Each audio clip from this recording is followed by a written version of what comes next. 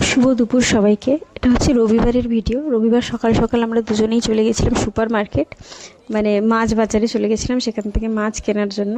এবার এখানে তো প্রচুর মাছের সমাহার। এখানে আমাদের ভাজাতালি মাছ, আমাদের ঘরোয়া ভাষায় যেটাকে বলে, যেটা আমাদের খুব পছন্দ আর দারুণ টেস্ট।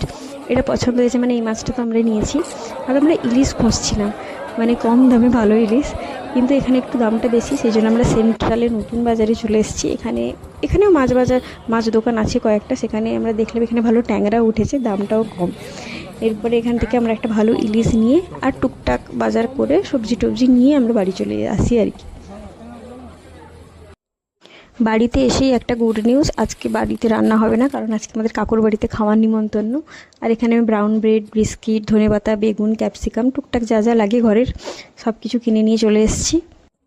আর মাছের মধ্যে এখানে চিংড়ি মাছ কিনেছি, আর এই ভাজাতালি মাছ তো নিয়েইছি, আর সঙ্গে একটা এই যে ইলিশ একটু নিয়েছি, বড় দেখে একটা ইলিশ নিয়েছি। এটা 900 টাকা করে কেজি নিয়েছে।